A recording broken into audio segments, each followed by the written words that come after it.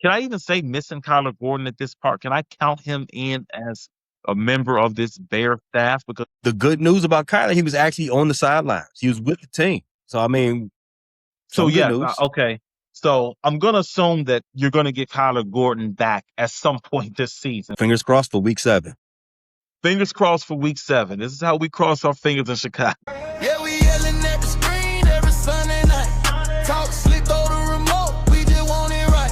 Front office tripping, man, they can't get it right. Whole city heated, but we still gon' fight. We talking Bulls trade, biz drafts, missed calls, club slump, soft rebuild. We seen it all. Yeah, we loud, yeah, we gritty. I'm a little frustrated, but I still love my city. Yeah, north side, south side, west, we united. Been an eventful week for the Bears, Q. Joint practice with Cincinnati Bengals. Some more injuries. Figuring out what's happening at the left tackles. And the Bears played their preseason game against the Bengals, where we all got a surprise right before kickoff. Let's start at the beginning.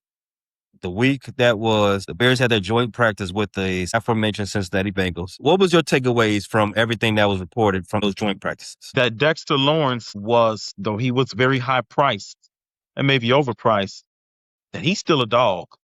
And that He was worth it. sometimes when guys say they need a change of scenery, they ain't lying because of early indications out of Cincinnati camp and preseason and against other players are accurate for how the season is going to play out. Dexter is back. He is back peak Dexter Lawrence, and peak Dexter Lawrence was a guy I would sacrifice a first round pick for. Forget the guy the last year who was unhappy and it probably reflected on his play. I mean, this is all for naught anyways, because the Giants ended up getting the number 10 pick from the Bengals, and we didn't have the number 10 pick to offer the Bengals. But one of my takeaways is, damn, Dexter Lawrence will look really good in the Bears uniform right now, creating all sort of havoc on that interior. Yeah, he put major belt to ass during that joint practice. He made the offensive line look bad. And we'll come back to the offensive. I think we can talk about the offensive line this entire show.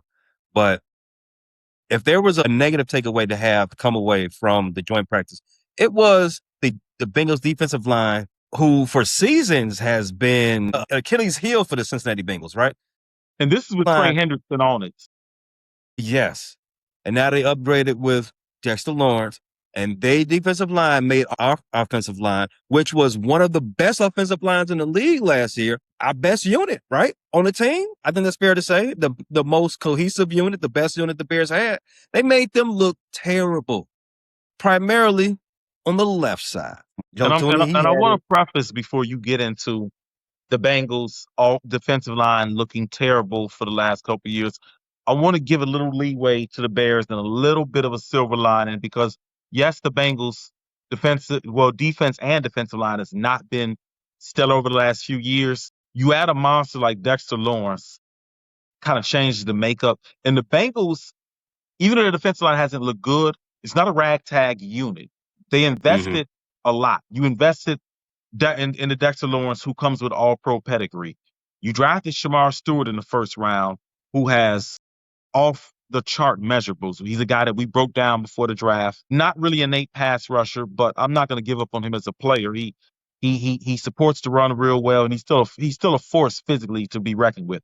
And they drafted Myles Murphy, another guy that was a possible Bears target a couple years ago. They drafted him in the first round. So they come with a lot of first-round talent on that defensive line, and guys like Myles Murphy are just getting into their peak. And then when you add a guy like Dexter Lawrence to that bevy of first-round talent, you start to maybe bring out the best in other guys. That's true, but we wanted this left tackle decision. That Bears hat is tough, by the way.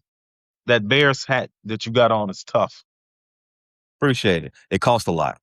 I need everybody to say how much they like this hat because it costs more than I wanted to spend. That is one of the toughest Bear hats I have seen. Shout out to the person working self checkout at the mall because they made sure I paid for that motherfucker.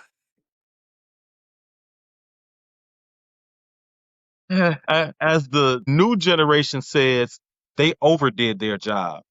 I don't know if you pay Overdid. attention to how. Yeah, I had some teens come on my posts and got mad at what I recorded and said, "You over recorded that." So I guess when you do something, yeah, I said, "What the hell is over recorded? Either I recorded or didn't. Now, how did I over record it?" Yeah, so to put emphasis on something because teens in the early 20s up to 30 have such a small vocab and tiny Mhm. little thoughts.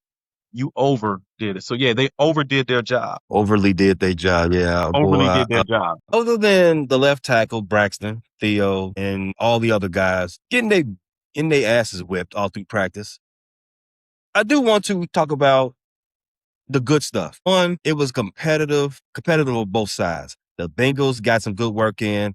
We all thought, based on everything that reported, and I listened to Brad Biggs. Every report that I got from this joint practice is that the Bears and the Bengals, it was good. It was good work on both sides. The Bears got 40 to 50 reps. They got to work on 2-minute drills and a whole bunch of other stuff. It was good work. Some people say, I know it's probably biased. The Bears had a slim victory. Caleb threw 2 touchdowns, one to Colston, one to Rome. Rome got his down the sideline. He shrugged off an arm tackle. You like to see that out of Wrong Rome, ball. especially, yeah. It was good. It was good stuff, right? Colston got his in the red zone. I think he caught his over 2 in traffic, right? Yeah. I think that was on a play action pass too. So even though Caleb did take some sacks, Dexter Lawrence was a beast, and he threw a couple of picks. The defense did hold it on too. Swift had a good practice. Dylan Thieneman, he had a pick 6 off a tip drill. Joe Burrow, he got harassed a little bit too by our defensive line. So there was a lot to take away from it. But it was one thing that you liked from what you heard about the Bears joint practice with the Bengals. What would it have been? That the Bears are continuing a theme that started at the midpoint last year of being able to create big plays, explosives. You didn't have Luther Burden available, which is one of your most explosive players. I don't believe Davion Thomas is back yet either, right? Mm-mm.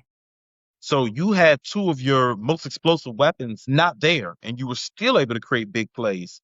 Even though, Caleb threw 2 picks, got sacked a couple times. The Bears offense is still a big play offense. The other thing I liked was the report of Jalen Johnson frustrating Jamar Chase. That was going to be my favorite thing too. That is, Jamar Chase is, if he's not on top of your list as the best receiver in the NFL, which is fair when you got guys who are just route tree nuance monsters like in Justin Jefferson and Jackson Smith and Jigba. That's fair. He's the most lethal, dangerous receiver in the league right now. I think we can all say that without a question. There's nobody as dangerous as Jamar Chase, right? I think he's the most dangerous wide receiver in the league. So to hold a guy like that and frustrate him shows me Jalen Johnson is back. And I know Jalen wants his money, so I know he's playing for that extension, and he sees some of the money the corners got. So that was a positive sign because the Jalen Johnson we saw last year was a shell of the Jalen Johnson we know. And to be fair, the Jalen Johnson we saw the year before wasn't the best version of Jalen Johnson we've seen.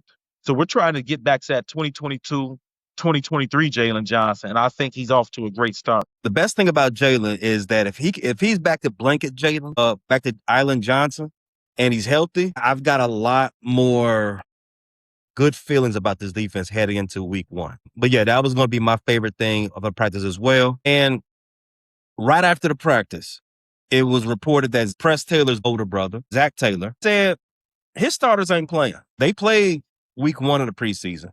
They got enough work in this joint practice. His guys are going to be out. They're done for the remainder of the preseason. And we all assumed that Ben Johnson was going to follow suit. The large assumption was that, well, if Zach's not playing his guys, why would Ben play his ones, right? At least the offensive guys, there haven't been a lot of issues or a lot of concerns in training camp, at least with the offense. Maybe with the left tackle, you could throw Braxton out there. We don't really consider him a one, like traditionally, right? But he did say whether or not they're going to play depends on how well they practice. All the reports said there was a good practice, and we saw this last year. We think we understand something, and then Ben looks at the film, says, "No, that's garbage." I think they also had some a couple pre-snap penalties during the joint practice. They And did. They did. Ben, Garrett Bradbury and Caleb, they put on the ground a couple of times. yeah, some bad exchanges. And we know Ben does not like either of those things.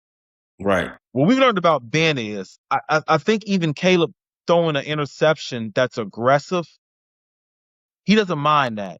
He does not like pre-snap penalties. You should not. Those are self-inflicted wounds. You're giving the defense 3 yards and without them getting out of their stance. So obviously Ben saw something that we all didn't see. He didn't like what he got. He didn't think what they got out of the practice was enough. Even those 40 some odd reps. He said in his press conference after the game that, well, I don't know what they achieved in this game, but I know they got more reps. You got to love Ben, right? I don't think it was an announced until like right before kickoff that the starters were playing. I didn't know until right then and there. I'm like, oh, I didn't realize we were doing this, man. Okay, fine. It. The starters playing one series. Was that necessary? And Ben, I trust. So if he deemed it necessary, that's fine to me. I did want to see them get some work though. Personally, if it was up to me, I would have loved to see Caleb just get a little work, get out there, get under the lights, get in real game action where it's not controlled, where the bullets are live. So no, I had no problem with that. I liked it. I expected it when, even though the reports were some good out of Bears practice, I think Ben, his idea of good and his idea of them not having to play, it would involve not dropping a snap, no pre-snap penalties, probably no turnovers, and the offense going dominant. Remember, Ben Johnson wants this to be a dominant offense, not a good offense, a dominant offense. So I wasn't surprised to see them out for a series. I know you say you like to get that feel, get underneath the lights, get the dress rehearsal going. But if you have 2 joint practice set up with a day and a half before a preseason game, doesn't the joint practice negate the necessity to even play the game? Now, if you was going to do this, couldn't it have been done week 1? Right? But after the joint practice, isn't it just overkill? They do more in the joint practice anyway. What was the? I don't think like it was unnecessary. I'm not Ben Johnson. I don't coach the Bears, but I think it was unnecessary. I think they did enough in the joint practice. Now, if you desperately need the guys to get out there, week 1, do exactly what the Bengals did. Yeah, what's your take on that? I see your point. However, I think with the preseason being so condensed, I think it is kind of a strange thing to delineate when do the starters play. I can understand week 1, and maybe you're right. Maybe week 1 would probably be the best week. The problem is it doesn't seem like all teams are in unison with how to attack preseason. In our days, I feel like I age us when I keep saying back in our days. Maybe I should stop saying that.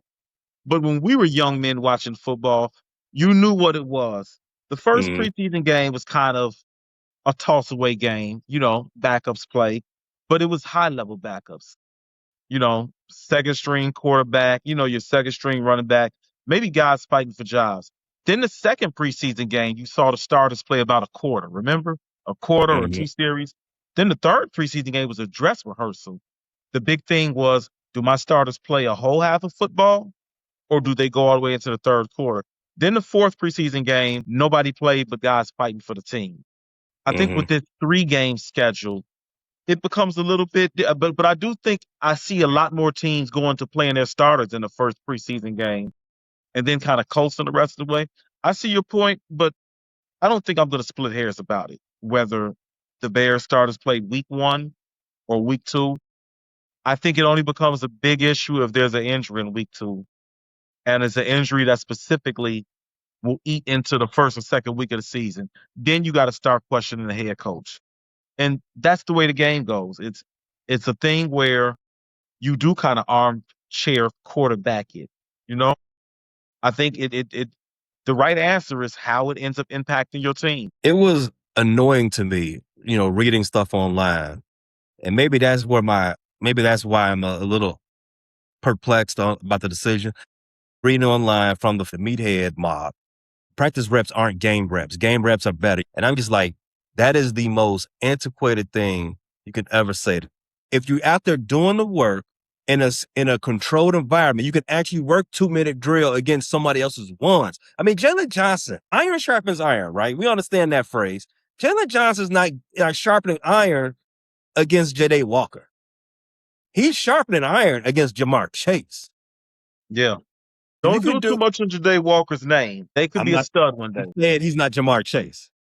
That's fair, but I think before it's all said and done, Ja'Day will show that he is a worthy 2 or 3 receiver. No, he's a Bears legend already. I love Ja'Day.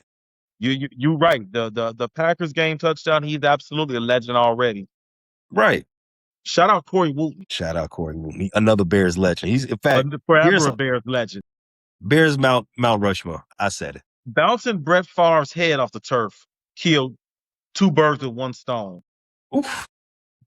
You ended the Packers and Vikings quarterback because once you're a Packers quarterback and you start, you're always a funky ass Packer. And then you bounce the head off of people who like to scam and scheme the needy in America. So shout out to Corey. Hopefully that head bounce that he gave Brett Favre leads to Parkinson's and ALS sooner rather than later. He got one of them already. Well, he claims he has one of them. Last thing on this practice thing, if you can work on specific things against high-level ones, and we know Cincinnati Bengals have high-level ones. They have one of the most dynamic offenses in the league, Joe Burrow, T. Higgins, Mike Gesicki, the aforementioned Jamar Chase. If you can get some work in for your defense against guys like that, and then also get some work in on your offense against Dexter Lawrence, who was, again, a lot better than what the Bears offer on their defensive line. You can, I think that it is infinitely better than just suiting up against somebody else's tools, but maybe I'm in the minority. Another thing, I do think that this decision was largely because Tyson Bagent was hurt. Tyson Bagent is healthy. I don't think the starters play if Tyson Bagent is healthy. Because what are you going to do? Play Case Keenum a full half? I don't think that was going to end the call. Moses Miller's body is there to be sacrificed to the preseason gods. You could put Moses Miller in there for 3 or 4 quarters. So I don't agree that if Tyson Bagent was healthy, we wouldn't have seen Caleb. I think we would have seen Caleb anyways. We just would have seen a little less Case because Case played a whole first half. You just would have seen, Moses Miller's, like I said, his body is to be sacrificed to the preseason gods. They don't care what string the tackle is behind there. Moses Miller, his fate is already sealed. He's like Sir Christian. He knows how he's going out. He just doesn't know the style he's going out. Moses Miller just wants people to sing songs about him, sing preseason songs about him, like we sung preseason songs about Austin Reed. The North will never forget Austin Reed and that preseason run he had for 2 years. Yeah. Where's Austin Reed at, by the way? I didn't know he was still in the league. I don't think he's in the league. That's why I asked where he's at. The last time I see him, he was in a UFL. I wonder if he made his way out of UFL onto an NFL roster to be bantied back to the UFL. Might be time to go get that realtor's license, my boy. Or open up a Steak and Shake. You can get a franchise to 10,000. Yeah. People love Steak and Shake. Easy money. Love Steak and Shake. Speaking of preseason, the Bears lost their second preseason game of the offseason, 27-9 to the Cincinnati Bengals. This is Ben Johnson's first preseason loss as a head coach. He is now 3-1-1. How is he taking it? Did you see that press conference? He is not happy. Not happy at all. Overall, it doesn't matter if it's preseason or not. It's a bad feeling in that locker room after the game when you lose, particularly like that when it's down by multiple scores. You don't feel like you made it very close there at the end. Said it at halftime to the crew, just the penalties and the third downs on both sides of the ball, they really hurt us in the first half, and we weren't able to get those cleaned up there in the second half. 11 penalties for the game. We were 2 of 14 on third down on offense, and we allowed 6 of 13 there on defense. So not quite good enough. And then when you add in the red zone, the fact that we were able to move the ball at times, okay, but we couldn't end up with touchdowns. Those are major killers when you're facing a good team like that. So I'll go ahead and open it up from there. What went into your decision to play the starters? Okay. Same thing I've been saying all along, and that is we were going to assess the number of reps over the course of the week. and the workload. And so we felt like we needed this work. What did Caleb gain from it, do you think? I have to go back. I got to watch the tape. But he gained 9 more reps. I know that. Q, the Bears starters only played one series. You got to see Braxton for a second series, and then Theo took over. What did you see out of the principal guys for the offense? The left tackle situation, the series, you didn't see a whole lot. I thought Braxton gave a little pressure. Is that correct? Did he give a little pressure on one of those dropbacks? So in the 2 series I watched at Braxton, he was only out there for 2 series. I actually have a better outlook about his performance than a lot of other guys that's also discussing the Bears. A lot of these guys just railing on Braxton, railing on Theo. I actually think the Braxton's performance wasn't all that bad. It could have been better. Yeah. But he gave up an inside move in the second series. He got bull rushed. He got bull rushed once in the first series. He's always going to get bull rushed. That's what that's the pressure, I thought. You know what's going to happen. He's weakening. The anger. Yeah. He got that holding penalty when the Bears was in the red zone in the first drive. Oh. He didn't have a great game. In fact, this is all 2 series. So that's probably a game's worth of mess ups. So in 2 series, that's not good at all. However, and the holding wiped out a big run. Yeah. However, other than that holding call on the run play, which is not the most egregious holding call that I saw, he got some good push on some of the run plays. On the pass plays, one time he let his guy get deep in there, but he walled him off. And Caleb was able to step up and make a good throw. I didn't have so much anger watching his play that I was like, man, we are cooked at the left tackle position. I mean, again, I already described that he made a game's worth of mess ups in 2 series. However, when I noticed that they were in 12 personnel so much during those first 2 drives, there's a way you're going to have to, as we talked about, we're going to have to hide them. We're going to have to protect them over there.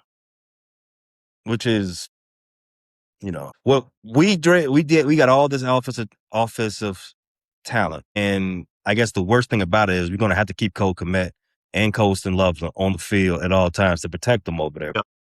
Other than that, I didn't come away from watching Braxton that this is just irredeemable. Yeah. The thing I worry about now is I know Braxton is just, would you call him an average starter, maybe below average at left tackle? He's what he's always been, average. Yeah. We can't let him get hurt because Kyron Amagachi and Jedrick Wills, they cannot be taking meaningful reps at left tackle during a season. You have to worry about that because I have a sinking feeling they won't. I agree. I also see why Ben wanted a guy like Sam Roush, who was a beast, but is a more than willing blocker, will finish off blocks. You see why the 12 personnel and 13 personnel is probably going to be very essential. Mm-hmm. He had no choice. We're going to do a lot of quick plays. Caleb's first pass was at a play action. Rollout? Play action boot out to Roma Dunze. Where, you shifted the whole pocket to one way, came back the other way. Things like that. And then you had the other pass play where he hit Colston for 10 yards, a quick pass. You're going to do a lot of that. Do you think Caleb's reliance on Ozempic and GLPs was because he knew he had to be even faster and more elusive than last year and even more quicker on his feet, knowing Ozzie might not be with us till well into the season? Do you think that's why he did the Ozempic and GLP diet? Reckless speculation, but yes. You're right, reckless speculation, but that's the way people lose weight nowadays. If I'm not mistaken, is that not the number one way to lose weight? You don't go to the gym anymore to do it. You don't diet anymore to do it. You just give yourself a shot and suppress your appetite. No discipline. Americans are a lazy bunch by trade. It's crazy that we have the internet and all this dietary science, and we can literally tell you, hey, don't eat that, because if you do, you'll gain weight. Don't eat then, because if you do, you won't burn the fat. And people are like, just give me an Ozempic or a GLP. I'm going to eat when I want to eat. Just suppress my urge instead of saying no. Well, drugs have always been fun for Americans, especially, if certain drugs have always helped you lose weight. So, I mean, it's no big deal. I mean, it's 2026 is just like 1986 in LA. I think that was the worst part of the offense, the left tackle decision, because listen, after Theo got out the game and Kyron McGuire, Jerry Wills took over, I saw two guys that don't belong in. You have any belief that either one makes this team? I think one make them. I wouldn't be surprised if neither made it, but I think one of them makes it. The loser of Wills and Amagachi, and they're in direct competition right now. Let's be honest, because they were both seen on the right side. I think we're trying to salvage this, see which one of you can also be a swing tackle, because the left side is not doing it.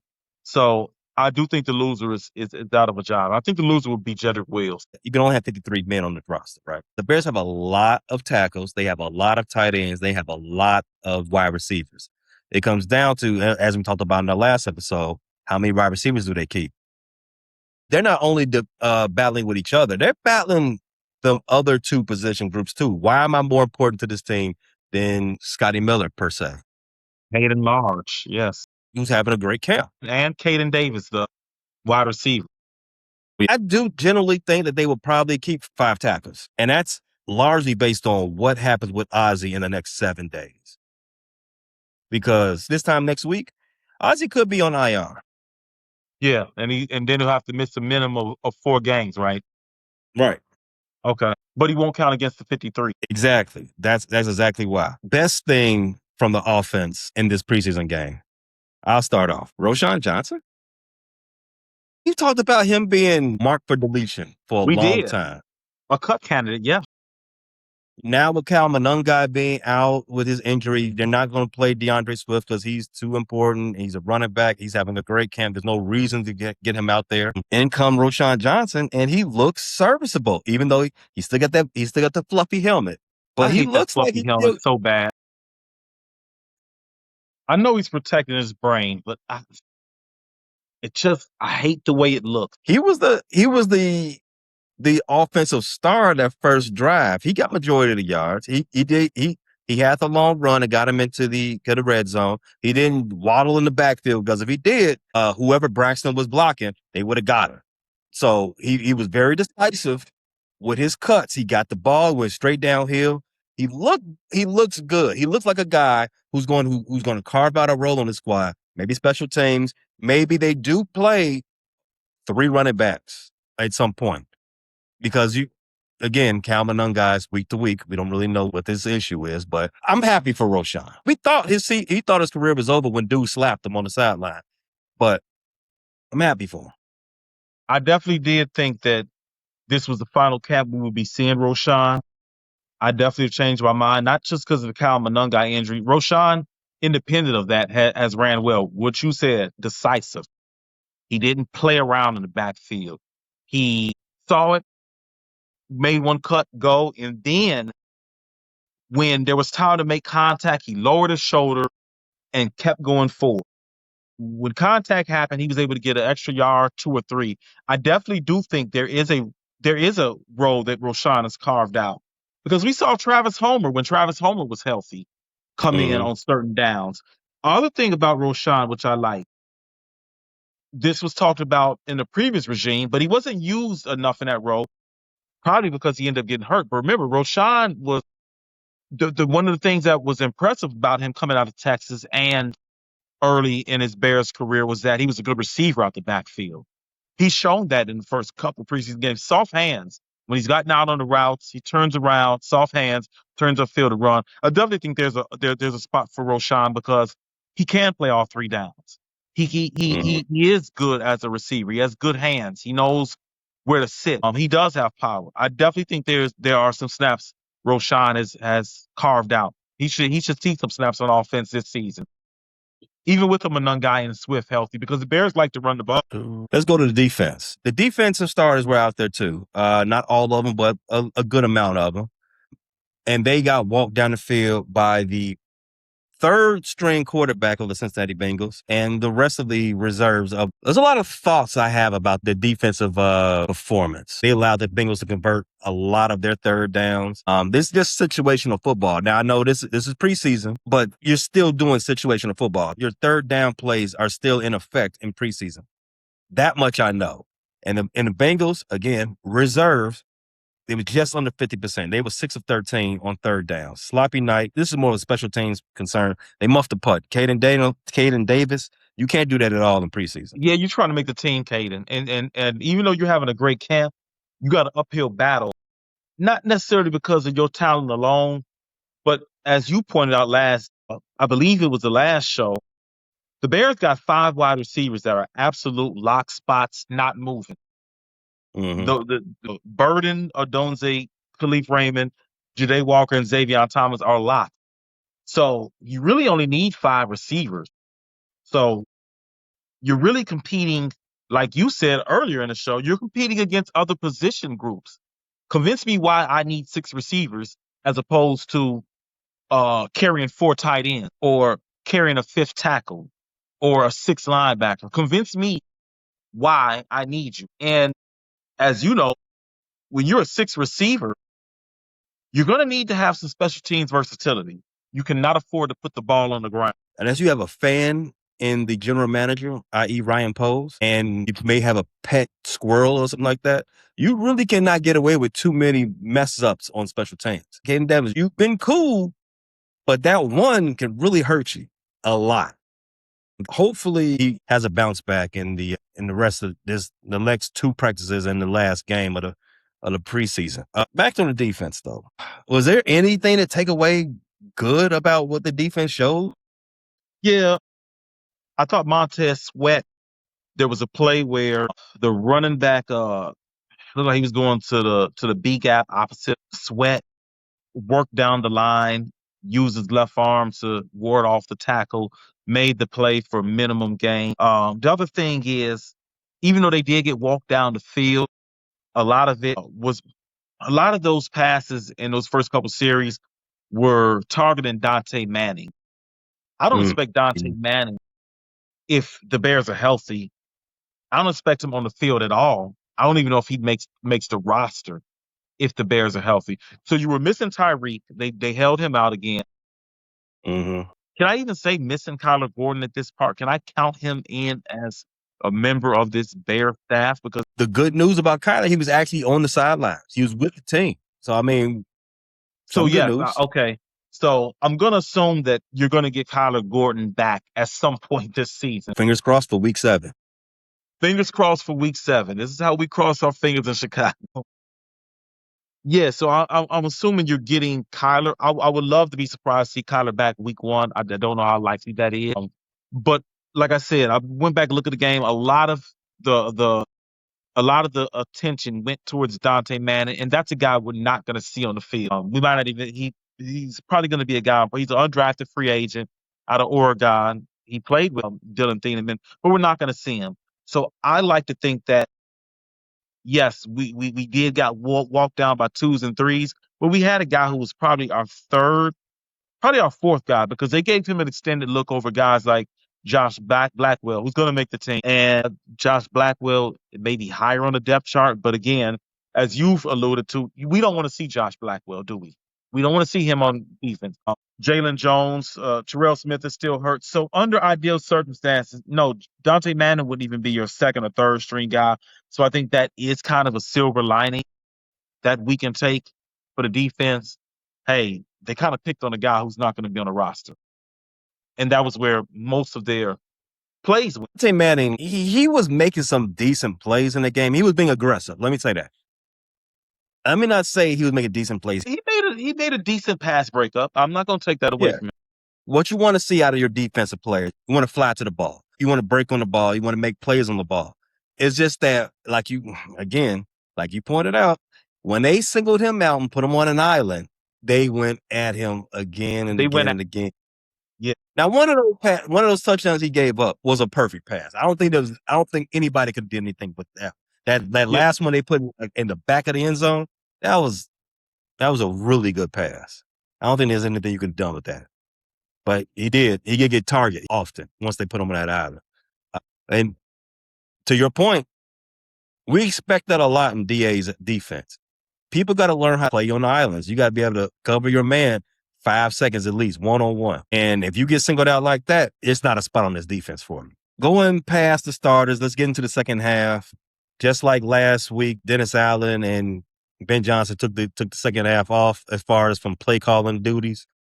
Your boy Al Harris, he called the plays for the defense. What's my man name? The tight ends coach? He called the plays for the offense. Yeah. He called the plays for the offense. Didn't really have the same outcome like we had last week. We stepped up in weight classes. We're not playing the Browns anymore in that train wreck in Cleveland, playing a different team in Ohio who's a little bit better in football. So they didn't come off the gas. Was there anything from our reserves that you liked, or anything that you noticed? From the reserves, the guy who is flashing on the reserve, Jordan Vanderberg, he is flashing.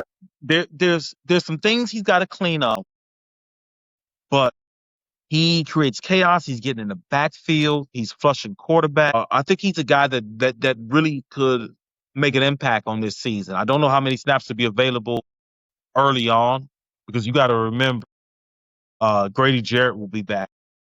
Mm-hmm. Dyer will be another week removed from the Achilles injury that ended him. And like you said, he's going to be playing inside a lot. Seems like they like that Contavious Street. There's just a lot of defensive tackles, but I think this is the guy that, as the season wears on and he gets more acclimated with the NFL, I think he's a guy that can make a big impact. I think he can do what the rookie class did last year and be very impactful down the stretch of the season. I agree with you. Jordan Vandenberg was going to be my same answer to this question. But before I even start about Jordan Vandenberg, shout out to Dayo. Dayo, who's supposed to be a starter on this defensive too, he did get a sack in this game. Motivated, has been decent this whole camp. Yeah, he's played well. Kind of hard to evaluate him because I haven't seen him much against starters. Mm-hmm. I kind of don't consider anybody on the Browns a starter. Is that wrong?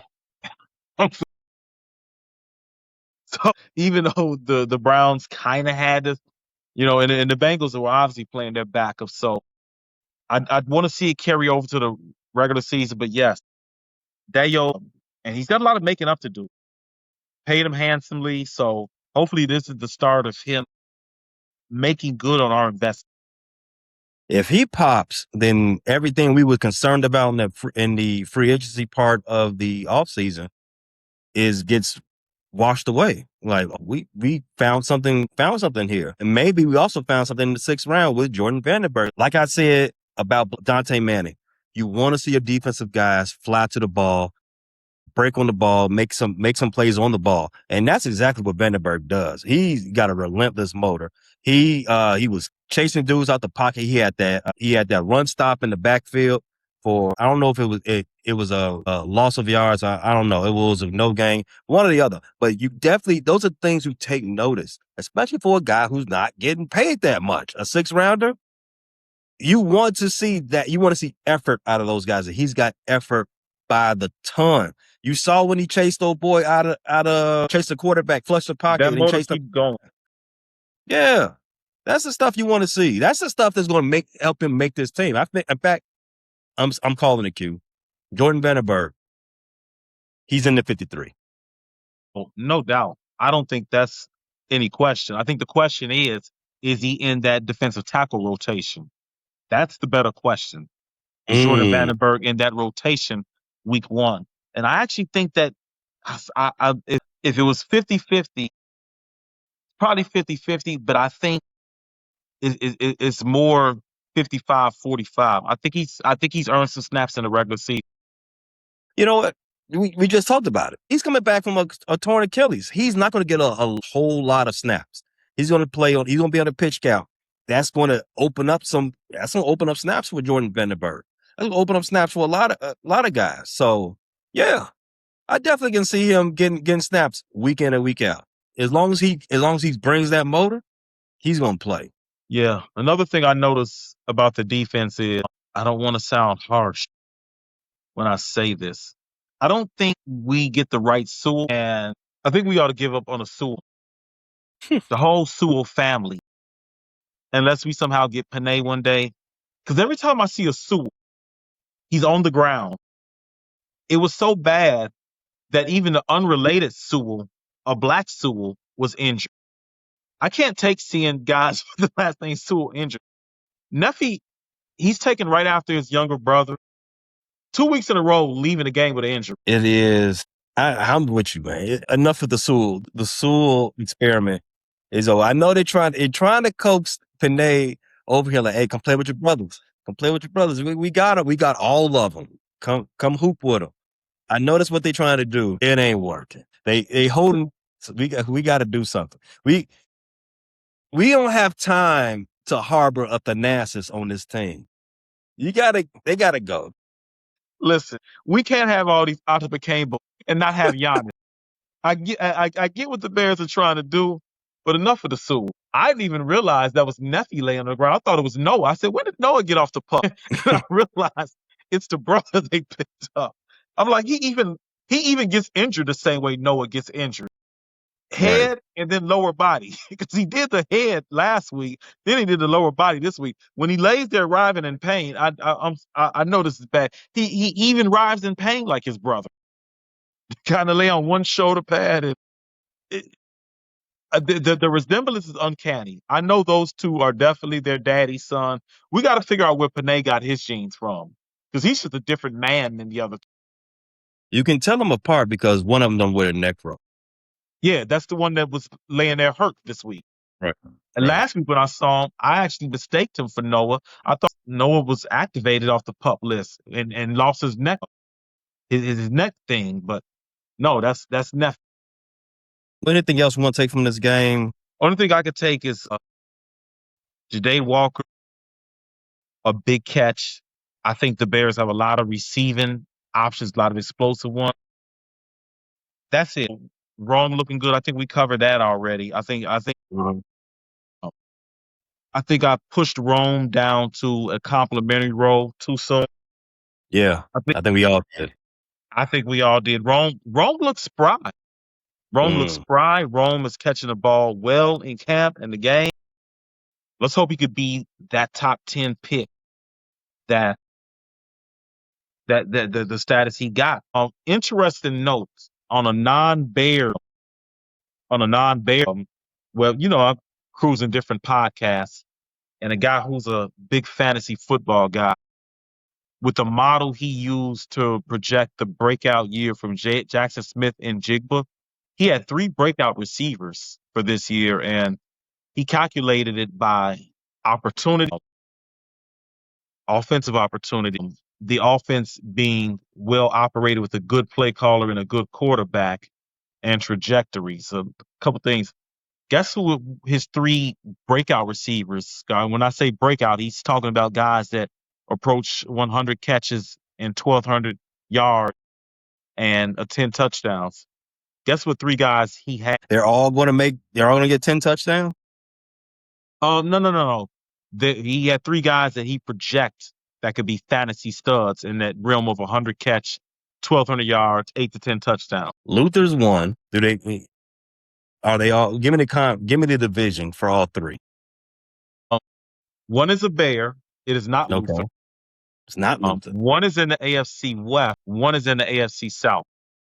And the other 2 I wouldn't say are breakout players because they put up numbers before. He was talking about guys that could win you fantasy league. Preview to next. See, guys that can be 5th, 6th round pick that win you fantasy leagues as receiver. AFC South, AFC West. Yep. The AFC South one's going to be tough. AFC West, I would say McConkey. He plays for the Broncos. A guy you're not a big fan of. Don't tell me Sutton. No. Right team, not. Damn. Oh. Jalen Waddle. Jalen Waddle. I don't like this list already. I don't like this list already. Jalen Waddle's not getting 100 and going for 10. 8 for 10. He's not doing it. Okay, that's one. And the AFC South is a guy who had a sophomore slump. So you should know that guy by now. More slump. LSU into the first round. Oh, he ruined a lot of fantasy years last year. Brian Thomas, he ruined a lot of fantasy teams. I think every fantasy team that I didn't draft him at all, but I think every team that drafted him, except for one, missed the playoffs because he was a guy that went in the second round for a lot of teams, and man, he was a waste. Yeah, He yeah, he and Rome, he absolutely the other. ruined teams last year. And then the third one was Roma Dunze. Yeah. And his reasoning was Roma's in he's going to be in a prolific offense with Mm-hmm. lots of opportunities with an ascending quarterback. And he said he's got the talent and the size. And there has been, evidence of that production over the course of the first 5 games last year. I'm buying some Roma Dunze stock now. I'm not buying any Brian Thomas stock. I'm definitely not buying any Jalen Waddle, but Rome Odunze, bear down. Bear down. There's one more thing before we get up out of here, man. I haven't been quiet about my annoyance of our neighbors to the east. The Indianimals have always been annoying to me, right? But this whole thing about them trying to get the Chicago Bears, the Bears belong in Chicago, the Bears belong in Illinois. Don't even ask me about sharing a squad with Indiana. I don't even want to share a time zone with Indiana. But this whole summer, with all this weather, all this rain, all this wind, all these tornadoes, it's really kicked off ever since Kevin Warren got up there and said, hey, our main focus is with Indiana. In fact, I remember listening to that interview. It was raining hard as hell when he said that shit. God don't like the bullshit, Kevin. And he's taking it out in Indiana. I don't like Indiana, but we got family in Northwest Indiana. Portage, Hammond, East Chicago, Gary, they struggling right now. They going through it all because of you. Governor Braun, he trying to get the Bears $1 billion, but he can't keep the lights on for all our homies in Northwest Indiana. There's people in Gary ain't had a running refrigerator in 2 weeks. 2 weeks. And you trying to gather public money for the Chicago Bears, and you can't even keep the power on. And I know some people that said, storm. Well, here's the thing. If the infrastructure was better in Indiana, you wouldn't have a problem with electricity for the last 2 weeks. The infrastructure is poor. And you want to just build a state-of-the-art stadium amidst trash, rubbish, sprawling urban decay, and pothole road and old raggedy. You want to put a state-of-the-art stadium there where people have shacks that don't have power. Make it make sense. You hit it right on the head. How you going to give a team $1 billion, but you can't get the lights on? Hey, Governor Braun, you need to pay less attention about what's going on in Chicago and pay more attention about the people who put you in the governor's mansion. Stop worrying about the Democrats in Illinois. Stop worrying about the Democrats in Chicago. Stop worrying about the Chicago Bears. Stop worrying about Chicago, period. Period. Don't worry about nothing we got going on this side of the border. Worry about them people that vote for you. Worry about them. The mayor of Hammond. Stop running to every podcast. How about you stop calling into sports shows to interview about the Bears? How about you get off the phone with them and get on the phone with Nip Scott? Do your job. Yeah. Help your people. And go root for your Colts. Enjoy your Anthony Richardson and Daniel Jones. Stop trying to be jealous of what we got going on over this side. You got your own home to worry about. That's exactly what this all comes down to. Y'all trying to steal Caleb because y'all messed up and got Anthony Richardson. That's y'all fault. Stop trying to be Bears fans. You can't be Bears fans now. Root for the Colts. There's no baseball team in Indiana, is there? I mean, no, there isn't a baseball team in Indiana. Go get the Sox. Go recruit the Sox. That's perfect. That's perfect. The Sox are a team made for Indiana. Go get them. Made for Indiana. You tell me you couldn't see a Hammond on that Sox jersey. I could. Go get them. There's your team for Northwest Indiana, the White Sox. East Chicago White Sox. Has a good ring to it. It does. So the Bears have 3 more engagements before the roster gets cut down. They have one practice on Tuesday, They have a joint practice on Thursday in Nashville, and then the preseason finale against those same Titans. And then Sunday, a week from today, roster gets cut down to 53. We're going to talk about it all this week. And we're going to have our fantasy football show. But until then, bear down, Q. Bear down. Appreciate you tapping into this latest episode from the Frustrated Chicago Sports Fan channel. Don't matter if you was watching on YouTube or listening on Spotify or Apple. Make sure you like, subscribe, share with everybody on the block, and hit the notification bell so you never miss none of our daily drops. And to all the guys from the shy, we say 3 things. Bear down, fly the W, and sell the team, Jerry.